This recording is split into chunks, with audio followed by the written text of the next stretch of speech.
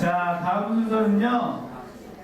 우리 천주교 예수노상장교에서 이제 복음을 전하다 보면 그 이루 설명할 수 없는 기쁨으로부터 이제 이 여러 가지 은혜를 받게 됩니다. 그래서 우리 복음을 전하면서 전교를 하면서 이렇게 느꼈던 은혜를 갖다 발표하는 시간인데요.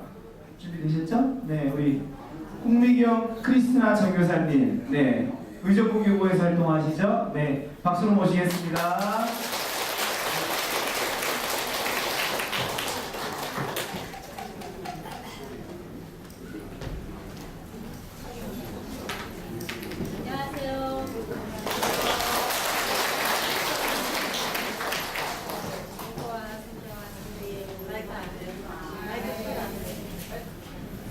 장미 예수님. 네, 안녕하십니까. 저는 방금 전에 소개받은 의정부교구 일산성당의 홍미경 크리스티나입니다.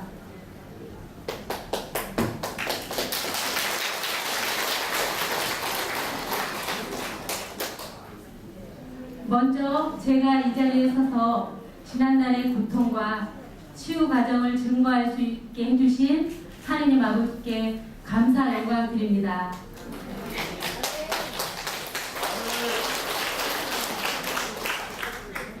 제가 만약 기적적으로 일순간에 육신의 병이 나았더라면 아마도 하느님 믿음에 대한 감사함도 모르고 이 자리에 서지도 못했을 것입니다.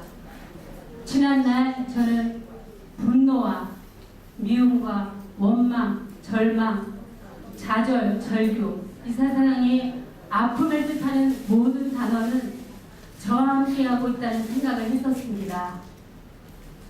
고통에 몸부림치며 하느님 어디에 계시느냐고 소리쳐 울부짖으며 몽도와 울어도 봤지만 그 어디에서도 하느님의 음성은 들리지 않았습니다.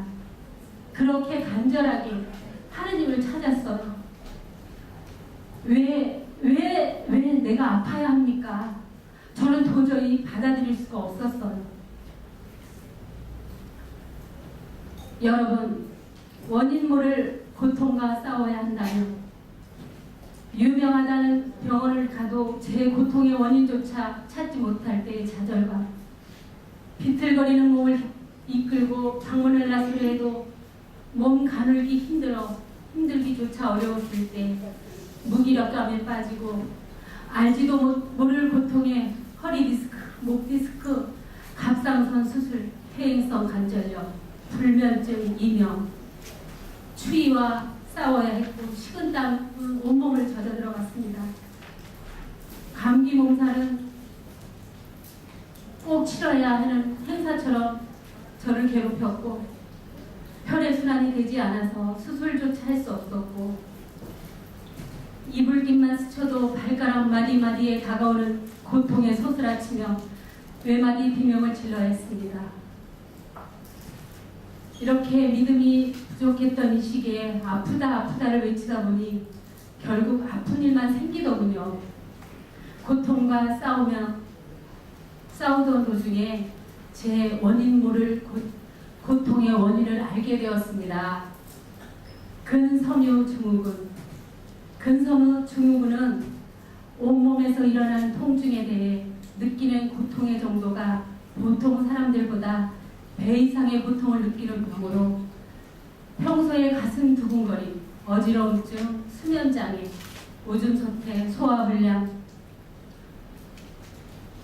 주는 병마에 시달렸습니다. 고통의 정도가 매우 컸었습니다. 가슴 두근거림이 시작되면 아무런 생각도 아무런 행동도 할 수가 없었고 불안 초조함이 저를 엄습했습니다.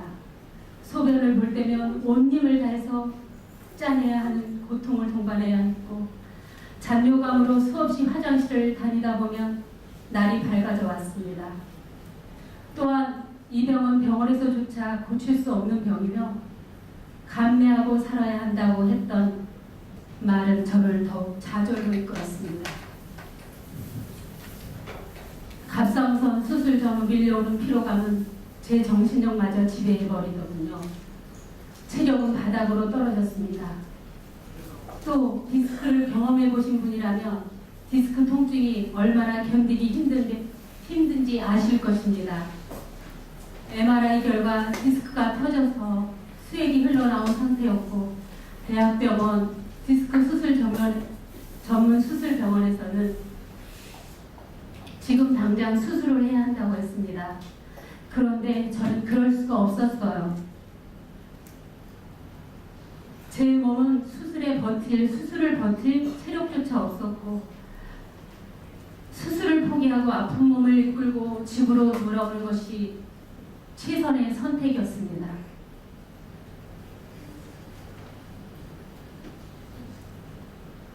혈액순환 장애, 사람 몸에 피가 제대로 돌지 않는다.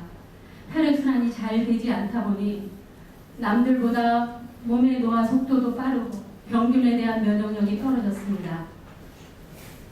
가족들의 기침이라도 할라치면 감기가 아닌지, 저 감기가 나한테 오는 것은 아닌지 걱정을 합니다. 감기 몸살에 걸리면 일주일, 2주일, 한 달, 2달, 오한과 발열, 기침, 두통, 앓을 만큼 앓아야 간신히 낫곤 하였습니다. 저희 아들은 감기에 걸리기라도 하면 저에게 옮길까봐 회사 주변 친구 집에서 여러 날을 지내며 감기가 다 낫고서야 집에 들어오곤 했습니다. 이번엔 꼭 나아야 돼. 나도 남들처럼 걷고 싶어, 뛰고 싶어. 자연에서 불어오는 바람이 뼛속까지 파고드는 칼바람이 아니라 온몸을 더위를 식혀주는 희망이라고 느끼고 싶어. 여름에 아들이 운전하는 차를 타면 더우면 창문을 열자. 우리 에어컨을 틀까? 엄마는 바람이 무섭지 않아. 시원해. 라고 말해주고 싶어. 계단을 자유롭게 오르내리고 싶어. 제 소망은 대단하지 않은 것이라고 생각했습니다. 남들이 보면 별거 아닌 일이 저에게는 소망이었는데, 병원의 의사 선생님들은 이러한 작은 소망조차 이뤄내는데 도움을 주지 못하셨습니다. 지푸라기라도 잡고 싶은 심정, 열심히 치료를 받았건만 병이 나을 기미는 보이지 않고 시간이 지날수록 병명만 늘어만 갔습니다. 삶이 포기가 되더군요. 의사 선생님께서 고칠 수 없다, 감내하고 살아야 한다는 그 말씀만이 귀에 맴돌 뿐 삶의 희망의 끈을 놓게 되더라고요.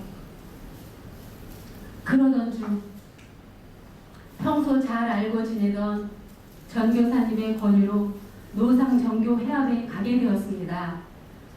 회합에 처음 가던 날이 지금도 생생하게 기억이 나네요. 온몸에 모포를 두르듯 헤어밴드와 얼음장같이 차가운 배를 끌어안고 핫팩으로 무장을 하고 가서 내가 이 먼 곳을 배주 올 수 있을까라는 걱정도 했습니다. 노상정교 회합에서 성경을 읽고 공부하며 기도하고 진행 순서대로 열심히 따라 기도하며 회장님 안수도 받고 집에 돌아왔습니다. 다음날 너무나도 신기한 일이 일어났습니다. 저에게. 보통 때 그렇게 오랜 시간 동안 외출을 한 다음 날이면 저는 끙끙 앓아 누워 있어야 했고, 그래야 정상인데 이게 웬일입니까? 너무나도 몸이 가벼웠어요. 말 그대로 새털처럼 가벼웠어요. 그렇게 무겁던 몸이. 그날 이후부터 기도하는 방법을 조금씩 알아가기 시작을 했고 치유도 받았습니다. 지금도 치유해 주고 계십니다. 아멘.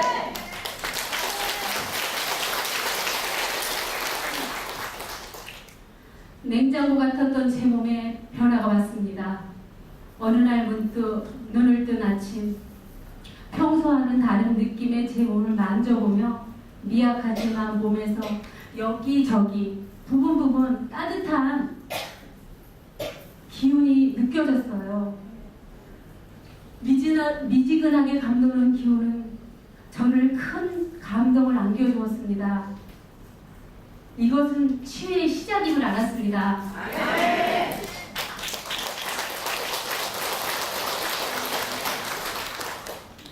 그때의 느낌을 표현하자면 올해 비 오는 집에 겨울날 보일러를 켜두면 전체적으로 따뜻해지는 것이 아니라 부분 따뜻해지잖아요.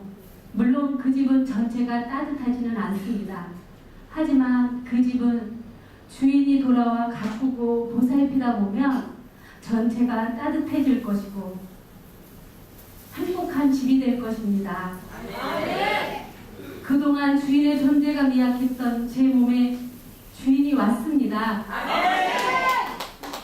친구들과 통화를 하면 저에게 미경아, 너 목소리에 힘이 생겼어. 저보다 더 좋아하고 저보다 더 기뻐합니다.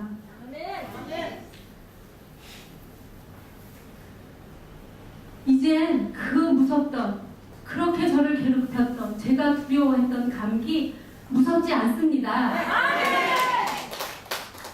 이렇게 성령께서 터치하시면 저를 온전히 내어드리기만 하면 그분께서 하십니다.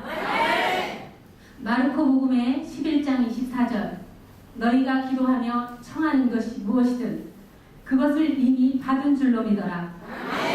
그러면 너희에게 그대로 이루어질 것이다. 아멘. 우리는 100년, 120년을 잘 살기 위해 애쓰기보다 영원한 생명에 이르는 책자에 나의 이름이 기록될 수 있도록 예수님 지상 마지막 명령이신